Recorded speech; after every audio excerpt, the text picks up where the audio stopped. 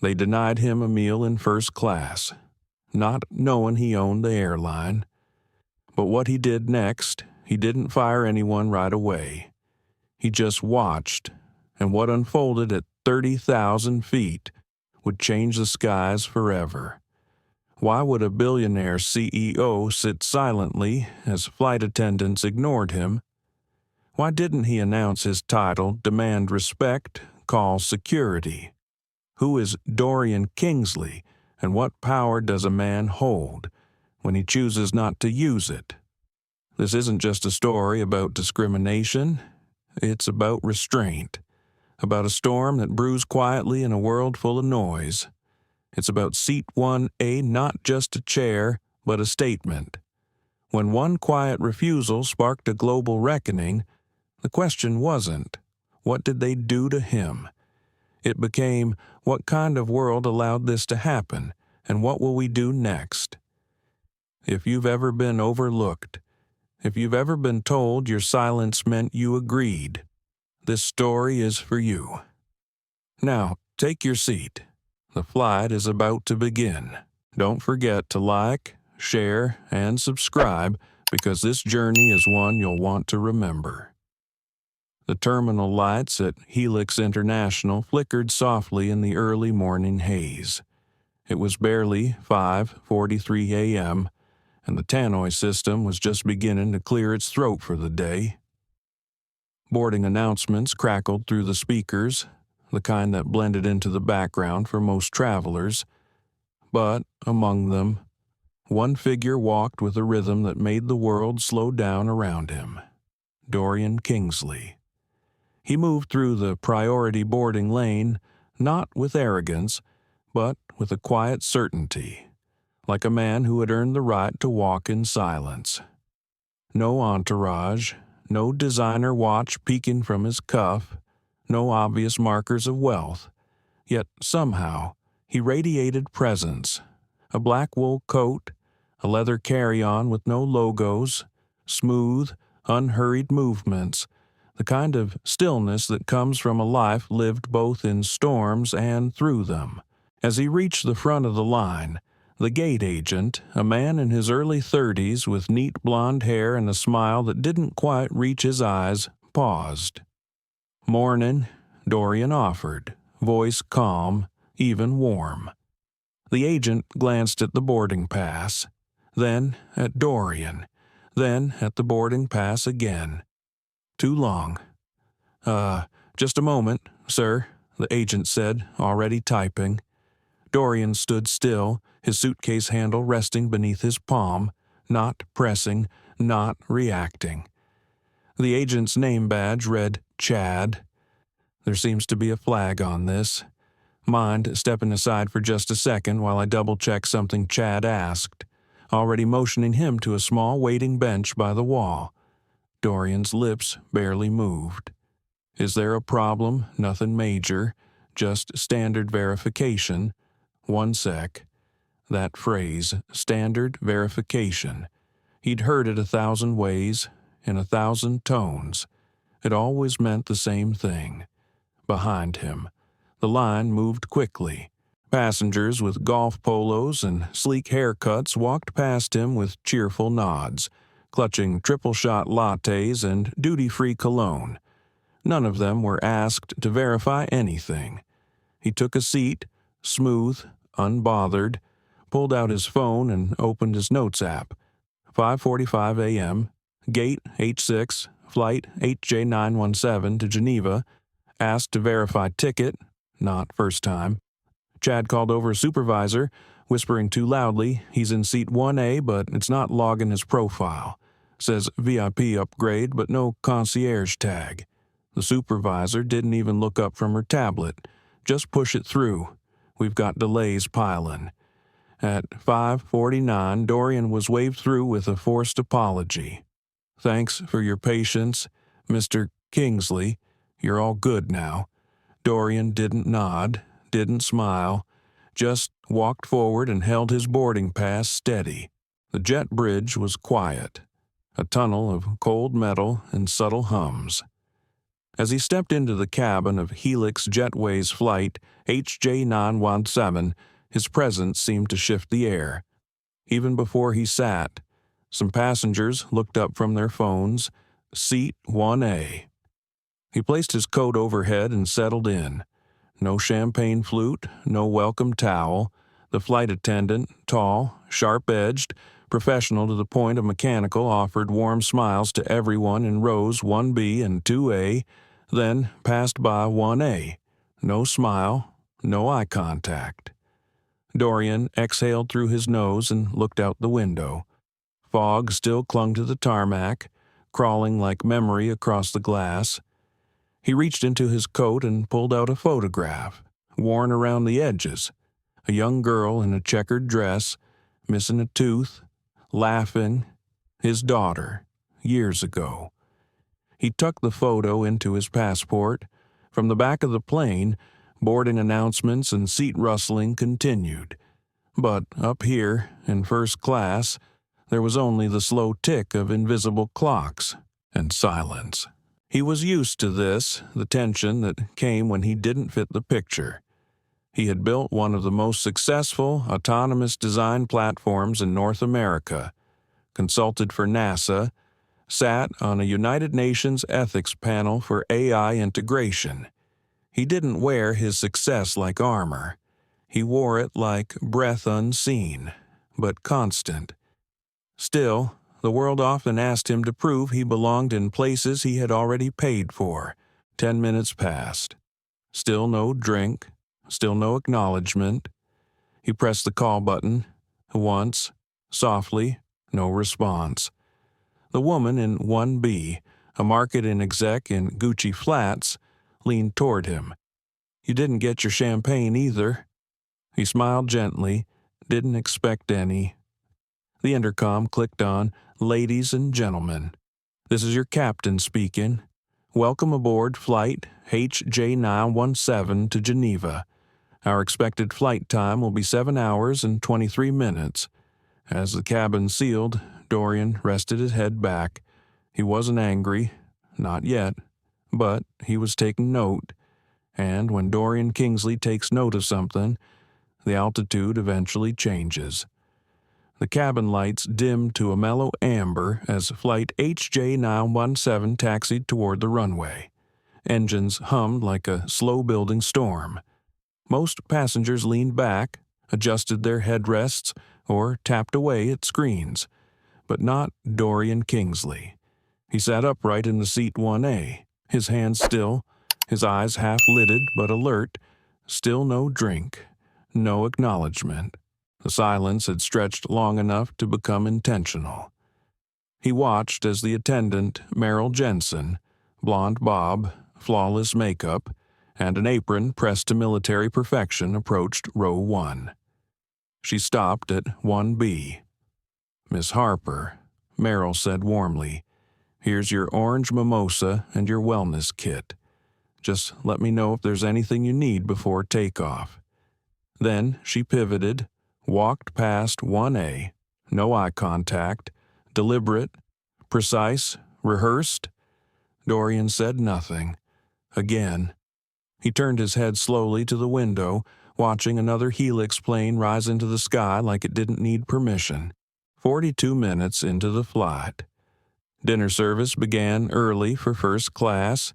Salmon with citrus glaze, warm rosemary bread, seasonal antipasto.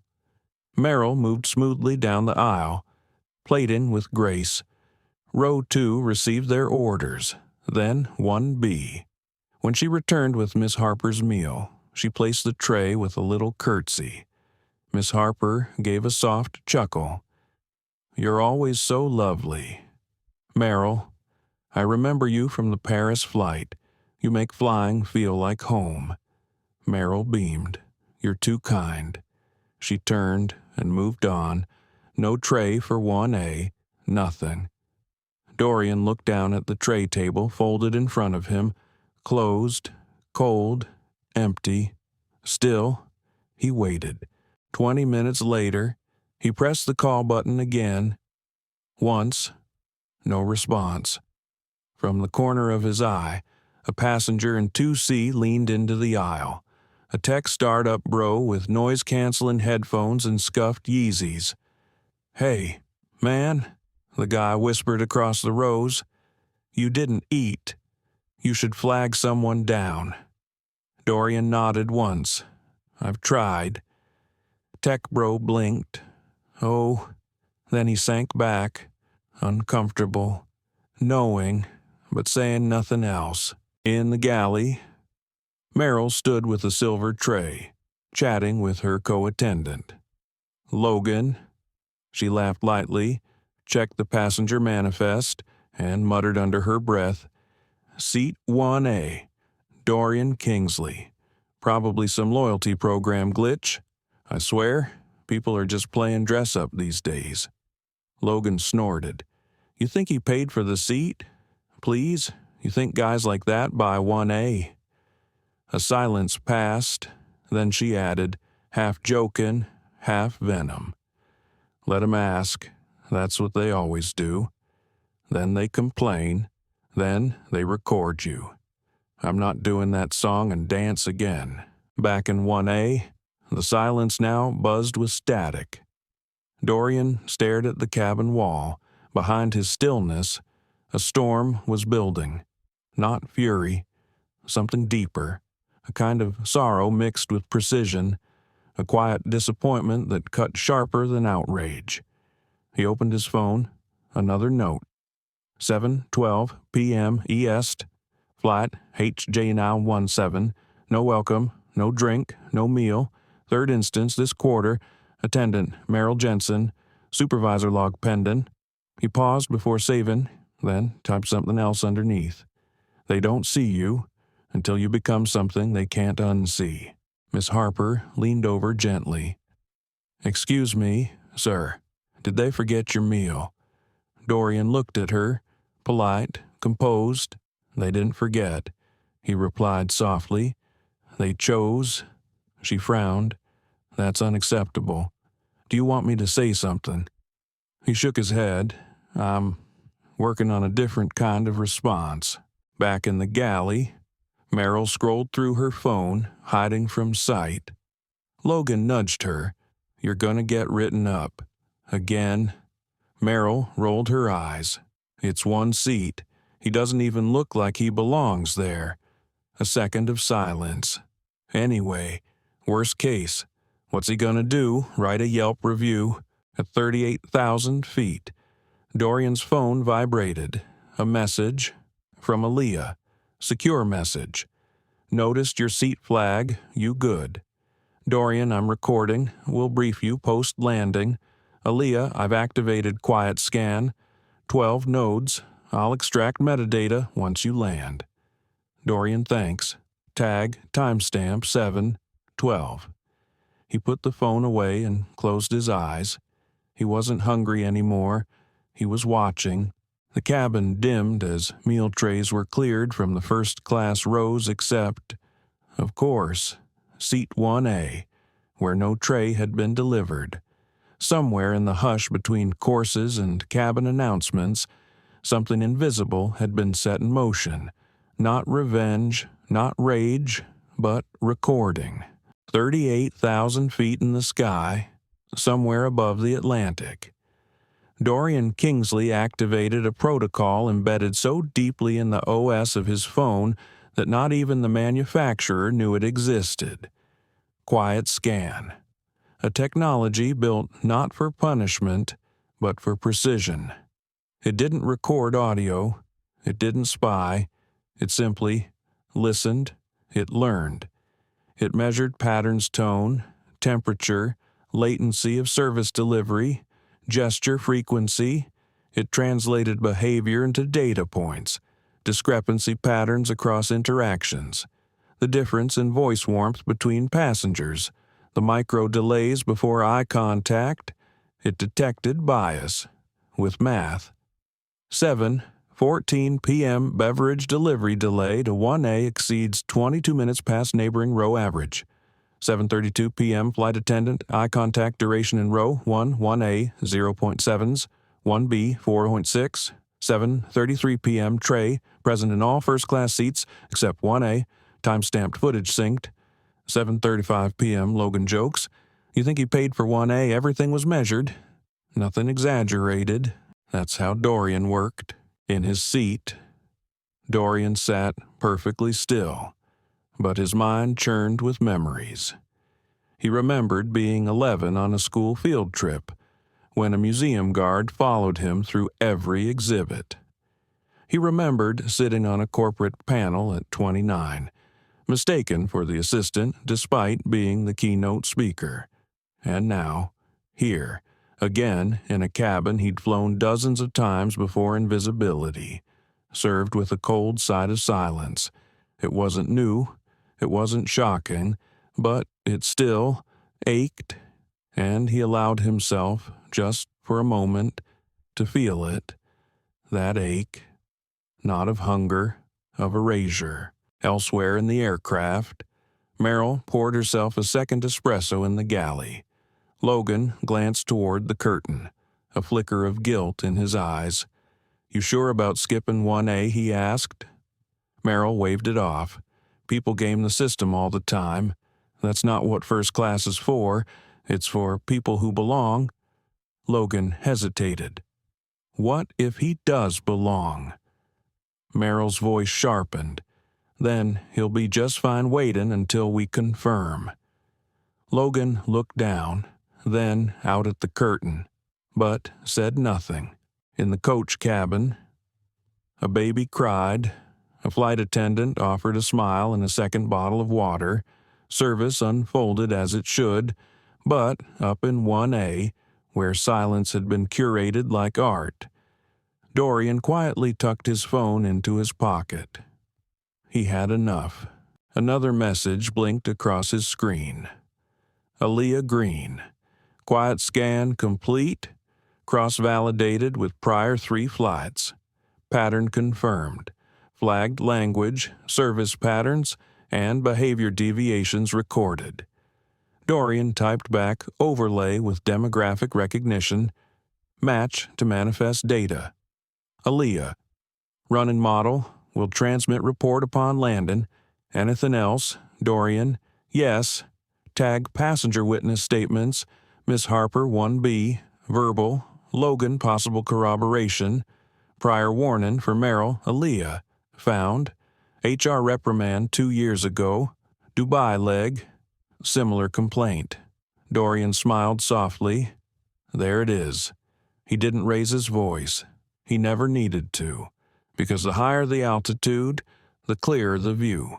In seat 2C, the tech bro glanced back again. Watching, uncertain.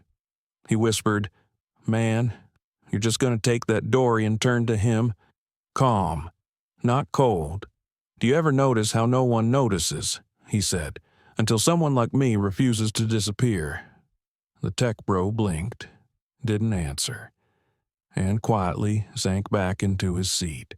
The captain's voice came over the intercom, crisp and casual. "Ladies and gentlemen, we'll be experiencing mild turbulence over the Atlantic. Please remain seated with your seat belts fastened."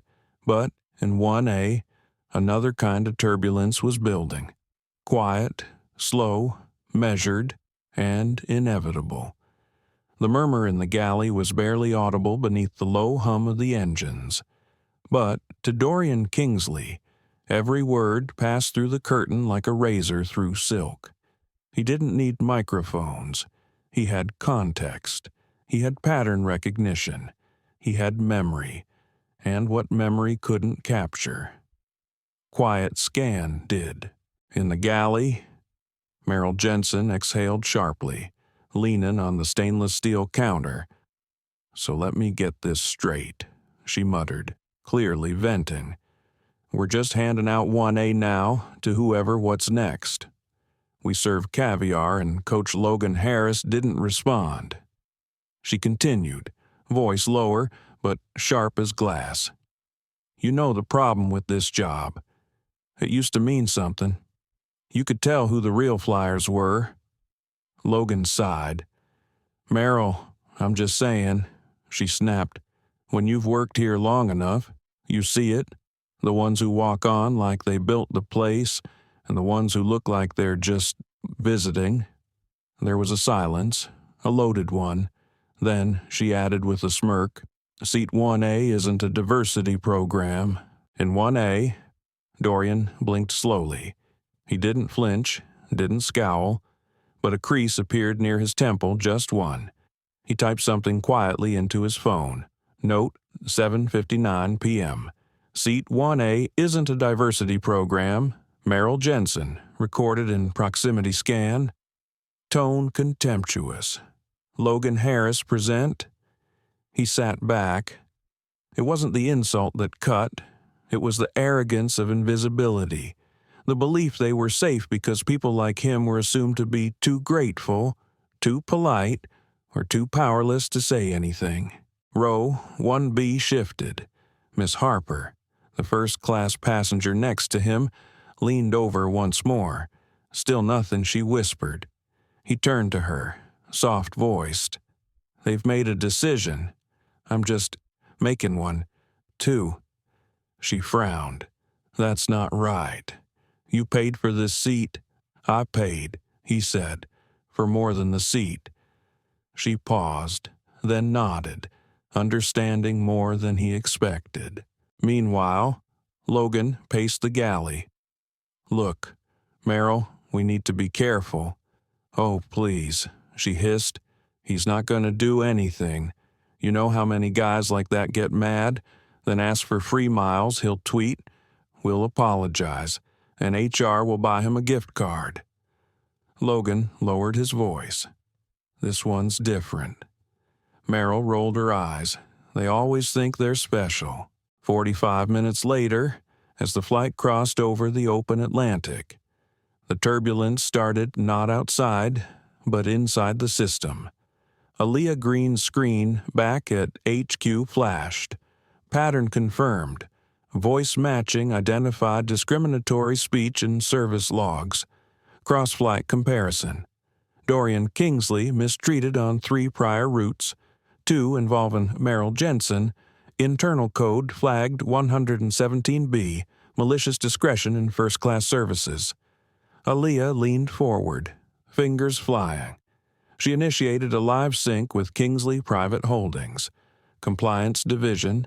Subject Dorian Kingsley status in progress. Directive, finalize exposure cascade upon touchdown. Back in 1A. Dorian closed his eyes again. But he wasn't resting. He was reviewing what they'd said when they thought he couldn't hear.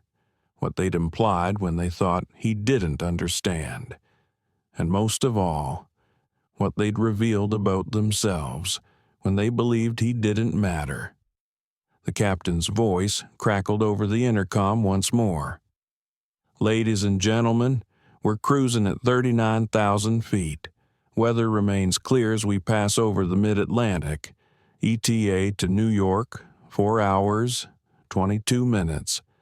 But in the dimmed light of first class, Dorian Kingsley wasn't thinking about time zones or weather.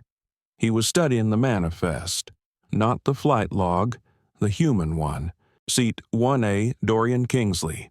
Black, male, 6'3", CEO, Kingsley Private Holdings, frequent flyer, Platinum Elite. 3 prior misclassification incidents in first class.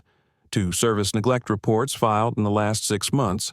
Seat 1B, Irene Harper, white, female, retired literature professor, upgraded with miles, verbal support to 1A observed. Seat 2A, Thomas Keene, white, male, CFO of a fintech startup. Snide comment logged regarding 1A meal delay. Galley crew, Merrill Jensen. Flight service lead, Logan Harris, junior attendant, first year, Annika Torres coach services. The manifest wasn't just names and rows anymore. It was context. It was proof. And in Dorian's world, proof was leverage. At that moment, Logan approached, hesitating beside seat 1A. "Mr. Kingsley," he murmured. Dorian looked up calmly. "Yes, I just wanted to check if you'd like anything now. I saw there might have been a delay earlier." Dorian raised an eyebrow. "You saw it?" Logan shifted. "I did, and I'm sorry, that shouldn't have happened. There it was. Not much, but something. An acknowledgement." "Thank you," Dorian said softly. "No need to apologize for someone else's choices." Logan glanced back toward the galley. I didn't think it was fair, but I wasn't sure what to do." "That's the cost of silence," Dorian said. "Isn't it?" Logan lowered his eyes. "I'll bring you a tray," he said quietly, and walked away. Dorian didn't stop him, but he also didn't need the meal anymore. Back at Kingsley HQ, Aaliyah Green now had the full behavioral overlay. Manifest cross-reference report complete. 3 prior flights showed identical treatment patterns. 2 flight attendants shared overlap Merrill Jensen and a now-suspended co-worker. In all instances, Kingsley's race was the only common differentiator in service variables. Witnesses identified: 1 on this flight, seat 1B, 2 others from past. Aaliyah initiated a soft alert to legal and strategy. Pattern confirms Title VI risk. Internal remediation proposal pending. Prepare cascade briefing upon arrival. Meanwhile, Merrill spotted Logan sliding a tray toward 1A and stormed into the galley. "Are you serious?" she snapped. "After everything. Now you're serving him. He paid." "Merrill," Logan said, keeping his voice low, "he's entitled. You're new," she sneered. "So let me give you a lesson. This is our cabin. We set the tone. You give one. They all want special treatment." Logan stared at her, something cracking quietly behind his eyes. "You mean equal treatment?" She scoffed. "Same thing." "No," Logan said. "It's not." And just like that, the spell started to break. Back in 1A, Dorian watched the tray arrive, a neat array of seared fish, wild rice, and steamed vegetables, the same meal the others had eaten an hour before. He looked at it, then pushed it gently aside, because by now it wasn't about the food. It was about what they thought he didn't know, what they hoped he wouldn't say, and who they expected him to be. Miss Harper leaned over. "You're a better man than most. I'd have caused a scene." Dorian smiled gently. "I've learned that stillness makes some people more uncomfortable than shouting ever could." She chuckled. "Still waters run deep." "No," he said. "Still waters drown systems at 39,000 feet. Turbulence isn't always meteorological. Sometimes it begins in the silence after a single sentence. Sometimes it starts when someone stops playing along." Seat 1A remained motionless. Dorian Kingsley had barely moved since Logan brought the tray. The untouched meal sat cooling by his elbow. Instead, his attention rested on the storm that was beginning to gather, not outside, but across this cabin, this system, this performance of civility. In the galley, Logan Harris braced himself. He'd done it. He'd served Dorian. It shouldn't have been a big deal. It shouldn't have taken courage. But somehow, here, under Merrill Jensen's thumb, it had. And Merrill was watching. "You just lost points, Harris," she hissed as he returned. He said nothing. She leaned in, voice ice cold. "You're either with the crew or with them. There's no in-between." Logan met her eyes. Maybe that's the problem. She blinked surprised, then irritated. "You think you're some kind of hero now?" "No," he replied, voice steady. "I think I'm just tired." "Tired of what?" "Of pretending not to see what I've been seeing." Meanwhile, Aaliyah Green, back at HQ, uploaded the incident feed into Truss, a proprietary tool designed to detect workplace bias patterns in real time. The moment she flagged Merrill's audio logs, something rare happened. The CEO notification flag turned red. Kingsley himself had been watching the feed live. Internal message, priority 1. Subject, confirm, real-time data link.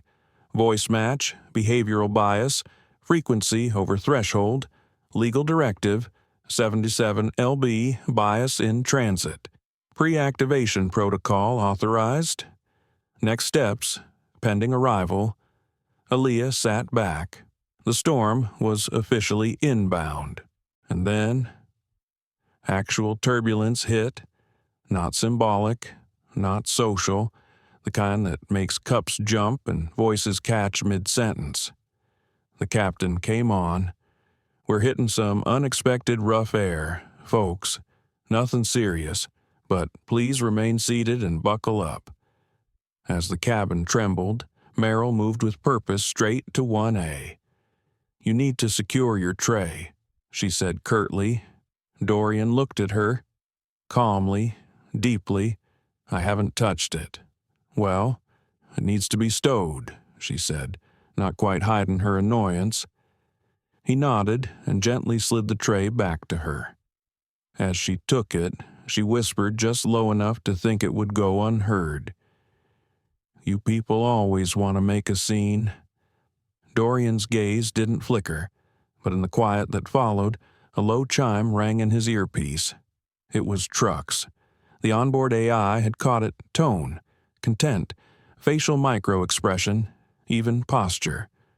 Bias event logged and transcribed.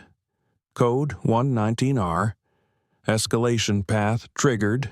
Miss Harper leaned in from 1B. Did I hear that right? You did, Dorian said quietly. And you're still calm. He gave a half smile. Anger's not the only power we've been taught to weaponize. She reached out, squeezed his hand briefly. Well, I hope whatever you're planning makes them remember this flight. Oh, he replied, voice like stone and velvet. They'll remember. In the cockpit, a silent alert flashed on the crew interface panel. Priority notice seat 1A, passenger Kingsley, in-flight legal status change pending landing. Instruction, do not intervene, monitored by compliance. Captain Will Sorensen furrowed his brow. Is this real? He asked his co-pilot. Kingsley, the co-pilot, muttered, as in, that Kingsley. The captain just nodded. Well, he said, adjusting course ever so slightly. Then we better land this thing clean. The sign above blinked amber, fasten seat belts. But even as the cabin buckled down against real turbulence, the emotional kind was just beginning to lift off. In the stillness, Dorian Kingsley folded his hands in his lap. He wasn't angry. He wasn't plotting revenge. He was listening to the rhythm of the aircraft, to the tension pulsing through the flight crew, to the weight of every silent gaze that avoided his, and to one voice his mother's replaying softly in his memory. They'll teach you to shout, baby, but you'll shake the world when you whisper. Logan Harris lingered at the curtain to first class, struggling with something heavier than the turbulence. He had watched Merrill lean in. He had heard what she said to Dorian. He had looked away. Again. And that felt worse than the silence. In his mind, excuses circled. I'm new. I can't afford to be fired. What if they think I'm just trying to impress someone? But another voice came through now, one he'd tried to ignore, his grandmother's. The day you stop naming what's wrong just to keep peace, that's the day you become part of the lie. He stood up, walked toward the cockpit, pressed the intercom call button. Captain Sorensen answered first. Yes.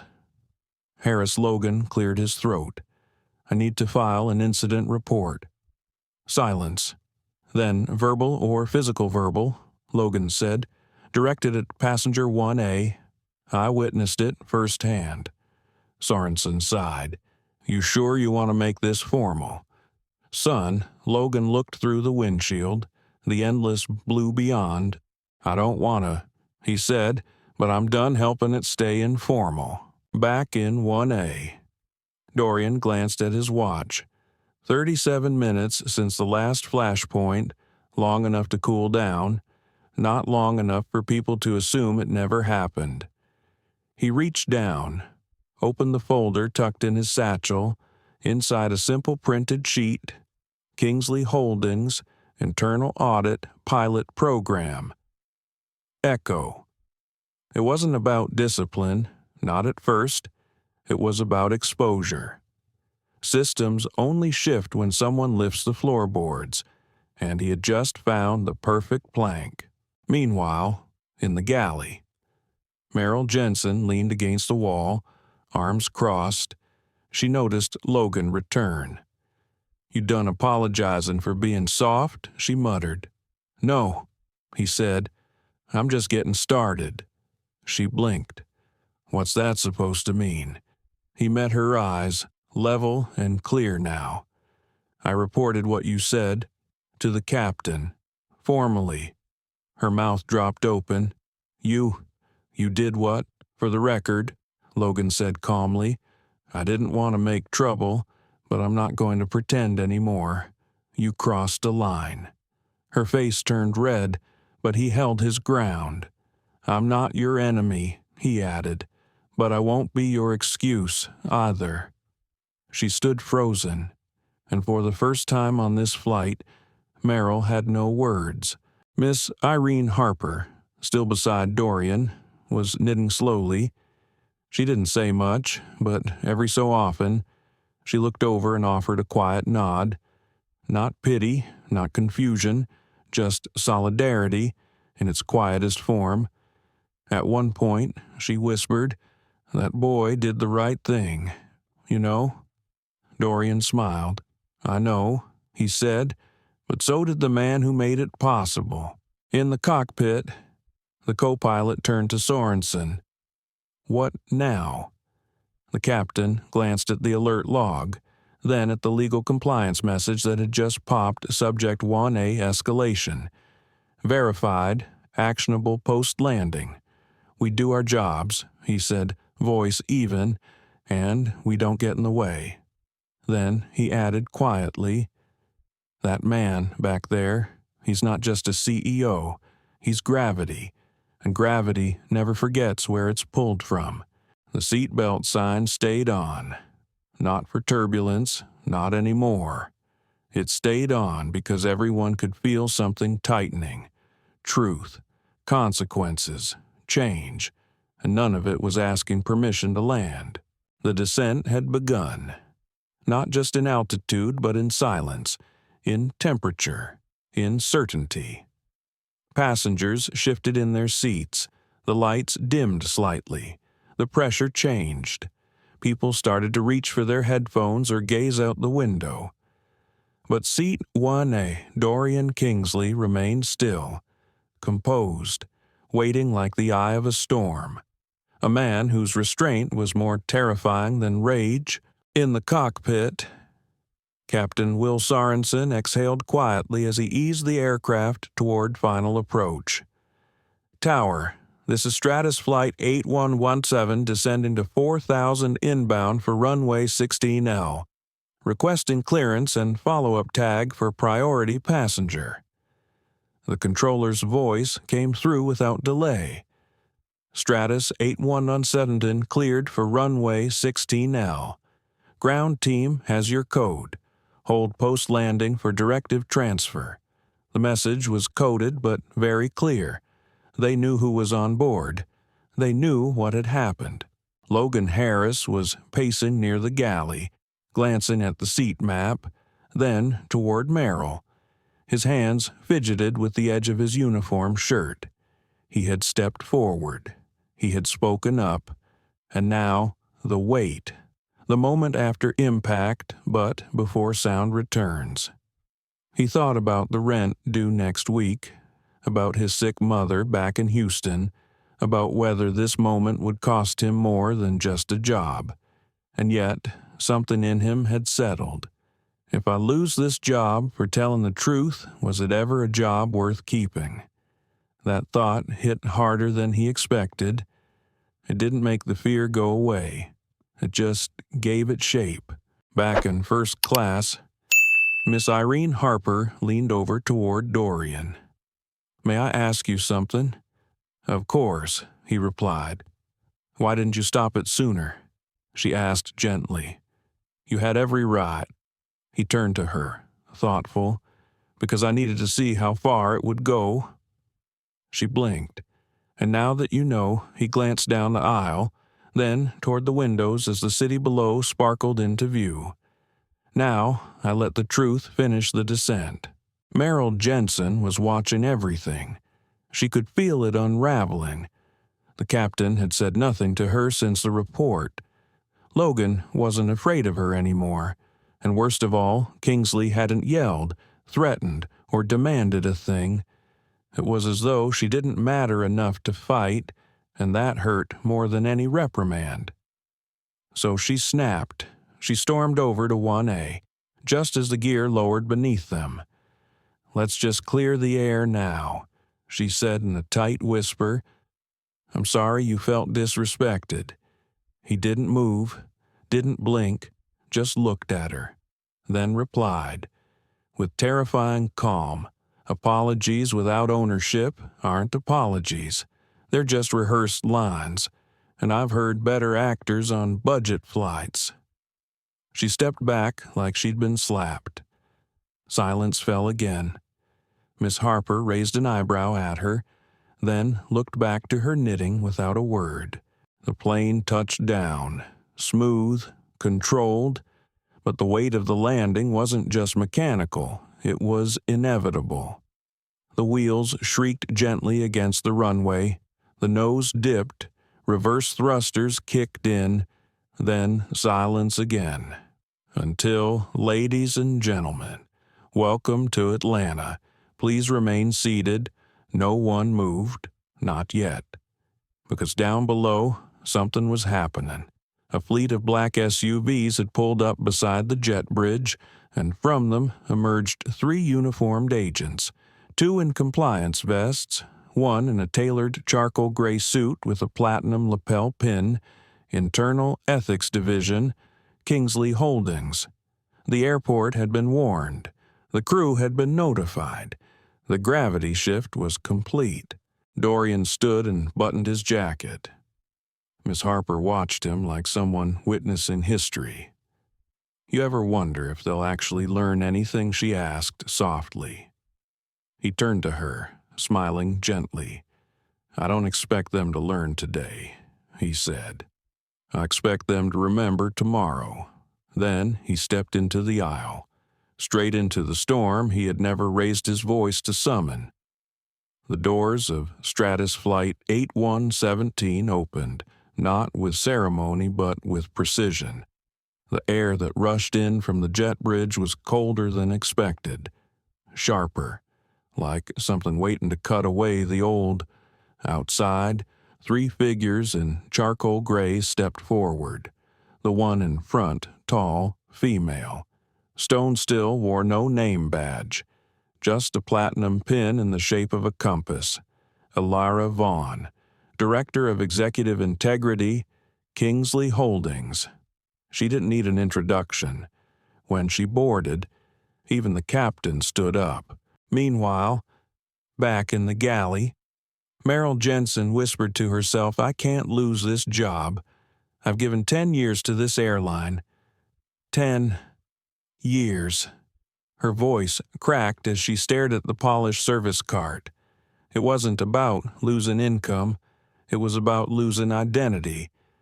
Because what do you become when your uniform, your seniority, and your authority are stripped? Who are you when the power you thought you owned turns out to be borrowed and is now being reclaimed? Logan Harris didn't run, didn't hide. He stood tall at the curtain between classes as the agents passed through. His chest was tight, but for the first time all flight, he felt like he belonged in his own skin. Dorian Kingsley paused beside him. "Thank you, Logan." The attendant blinked. "Sir, for seeing something and refusing to pretend you didn't." Logan swallowed the lump rising in his throat. "I didn't do much." "You did more than enough," Dorian replied. "You reminded someone they still have a conscience." As Alara Vaughn stepped into first class, Merrill locked eyes with her, but the director didn't flinch, didn't ask questions. She simply said, "You're to be removed from flight duty pending full investigation. Collect your belongings. You'll be escorted." Merrill's breath caught. No meeting. No defense. Alara's expression didn't change. "This isn't a courtroom. Ms. Jensen. This is accountability, and it's landing." Security agents stepped in beside her. For the first time, Merrill's eyes welled, because it wasn't loud, it wasn't cruel, it was simply done. Miss Irene Harper stood slowly as Dorian helped retrieve her bag. "You didn't yell," she whispered. "You didn't threaten. You just let the truth grow legs." Dorian offered a quiet nod. "When you walk with history behind you, you don't need to shout. You just leave footprints deep enough for others to see." They walked side by side down the aisle as Dorian stepped into the jet bridge. Media had already gathered beyond the frosted glass. Not because someone tipped them off, but because Echo, the system he'd developed, had sent a single automated notification to Stratus's public accountability dashboard, a transparency portal linked to shareholder ethics. It was enough, just a ping. And now the world was watching. In a press briefing 2 hours later, the airline's spokesperson would stammer through a prepared statement. In an internal memo that leaked by nightfall, the CEO of Stratus would refer to the incident as a regrettable lapse. But by then, the internet had done its work. The hashtags were trending. Warseat Wanne, he didn't raise his voice, Echo activated, and in living rooms across America. People weren't talking about the turbulence. They were talking about the man who endured it quietly and changed everything. The terminal lights were too bright. Or maybe it was just the contrast between the dimness of Flight 8117's cabin and this fluorescent stage of whispers, glances, and camera shutters. Dorian Kingsley stepped into Concourse D like a ripple enters a still lake. No announcement, no entourage, but people noticed. Someone at Gate 47 paused their FaceTime call. A teenage girl nudged her father, and a flight crew rolling past did a subtle double take, then looked away as if they'd seen a ghost or a reckoning. Alara Vaughn followed 2 steps behind, flanked by internal security. Her eyes scanned the walkways, not with suspicion but with calculation. This wasn't just a walk through the terminal. This was a message to an entire industry. He walked out, with dignity intact, and you watched it happen. Across the walkway, seated behind a plastic tray of orange chicken and soda, Logan Harris sat quietly still in uniform, badge removed. He hadn't been fired, but he hadn't been cleared either. Suspension, with pay, pending review, a limbo place. He stared at the ice melting in his cup. What if none of it mattered, he muttered to himself. What if I stepped up and still end up pushed out? A voice answered from behind. You won't. Logan turned, and there stood Irene Harper, her scarf now neatly folded over her shoulder. I've seen louder revolutions fall apart, she said. But what you did, you planted something that'll grow because you didn't do it for applause. Logan's lip trembled. How'd you know where I was? She smiled. People who matter don't go unnoticed. Meanwhile, in the Stratus Executive Lounge, glass walls and leather chairs framed a view of runway 3R. There, Gregory Sloan, Stratus Air's Vice President of Operations, was watching a security feed on mute. The screen showed Merrill Jensen being walked through a side corridor, her expression blank. Beside him, an assistant tapped nervously on a tablet.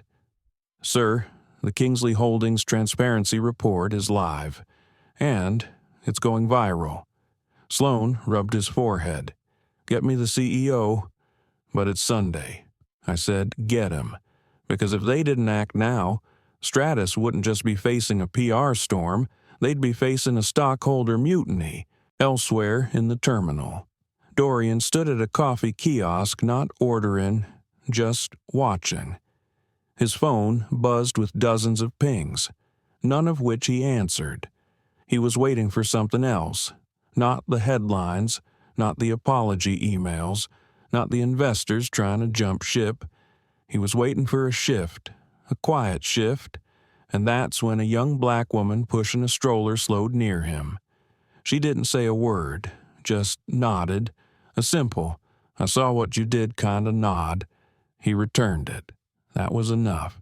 Later that night, in a podcast studio in Brooklyn, a voice would open a broadcast with "Today." A man in seat 1A didn't shout, didn't threaten, didn't film. He just waited, and somehow, his silence was louder than any viral video. Let's talk about Dorian Kingsley. The world was talking now. Not about the meal, not even about the airline, but about what happens when power chooses to listen instead of roar. The morning after the landing, Stratus Air headquarters in Atlanta was no longer just a place of operations. It was a crisis hub. Meetings stacked on top of meetings, legal counsel scrambling, public relations spinning. The stock price had dipped 2.8% overnight. Not catastrophic, but enough to rattle. In the center of it all sat Gregory Sloan, Vice President of Operations, who hadn't slept. His tie was loosened, his voice hoarse. "What do you mean?" "He won't take the call," he barked at his assistant. "Mr. Kingsley politely declined," she said. He said, and I quote, "My message wasn't about vengeance, it was about visibility. I don't need a call, I need a course correction." Meanwhile, on the 18th floor of Kingsley Holdings, Dorian sat alone at the long glass table of the boardroom. In front of him, a blueprint titled Project Compass. It was more than a plan. It was a redesign, not of an airline, but of an expectation. He sipped his tea chamomile, no sugar, and turned to the window. His phone buzzed again. Text from Ilara Vaughn FAA inquiring about integrating your ECHO model as industry standard for real-time discrimination reporting. "Shall I proceed?" He typed back, "Only if it's accessible, public-facing, no fine print." Then he closed the phone and stared out at the Atlanta skyline. For the first time in a long time, he felt something unfamiliar. Hope at a coffee shop across town. Logan Harris sat across from Miss Irene Harper, notebook open between them. He was scribbling ideas. What if training wasn't just policy, but perspective, he asked. What if every new flight attendant had to sit through a silent flight simulation as a black passenger in coach? Being ignored, not harmed, just overlooked. Irene smiled slowly. "You're not asking for empathy," she said. "You're designing it." He looked up. "Is that bad?" "No, that's revolutionary." Back in his office, Dorian stood before a mirror, not adjusting a tie or brushing lint, but rehearsing a sentence.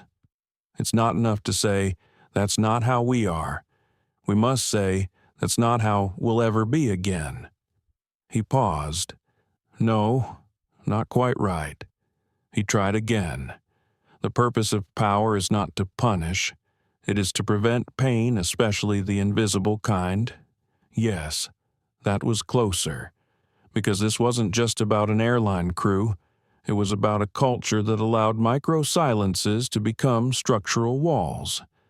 And it was time those walls were made of glass.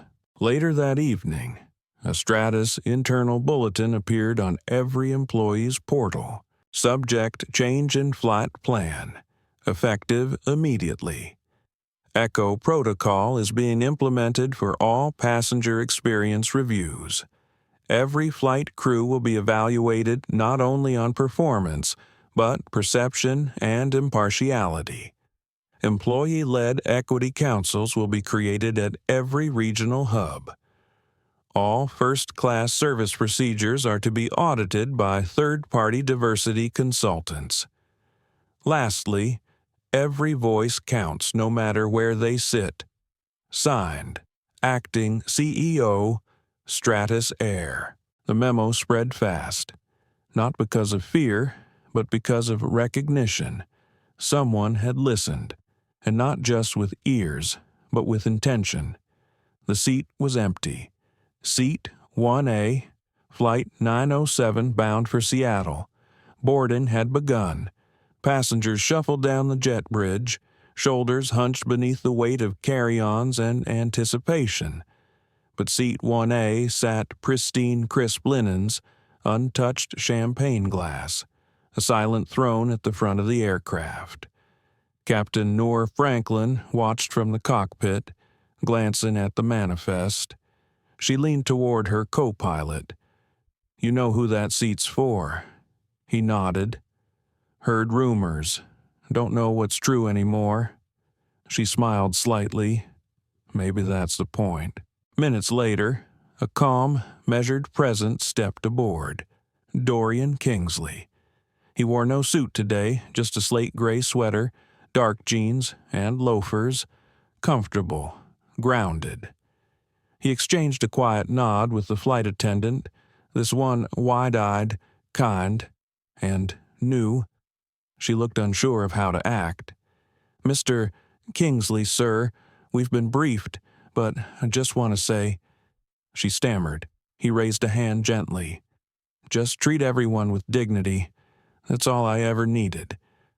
She blinked, then smiled deeply. "Yes, sir." He took his seat, Seat 1A, and exhaled, not with power, but with peace. Across the aisle, a teenage boy leaned toward his mother. "Mom, is that him? The guy from the flight?"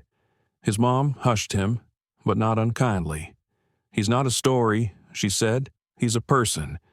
But Dorian turned, met the boy's gaze, and smiled, then leaned in. "You fly often?" he asked. The boy shook his head. First time. Dorian handed him the unopened sparkling water from his tray. "Then, let's make it a good one." At that moment, in terminals across the country, something else was happening. On walls and seatback screens, in airline employee lounges, in HR manuals, new posters began to appear, not slogans, not fake promises, but a simple title. The Seat 1A Initiative, a commitment to visibility, to dignity, to equity at 30,000 feet. It was no longer about Dorian Kingsley. It was about what happens when you stand up without yelling, when you speak without bitterness, when you lead from the seat they tried to ignore. Back in the air, the flight reached cruising altitude. Clouds stretched wide and silent across the sky. Dorian closed his eyes not to sleep, but to listen, to the engine, to the calm, to the hum of change. He remembered the first time he flew first class, decades ago, with his mother's pressed hand-me-down blazer and too tight shoes.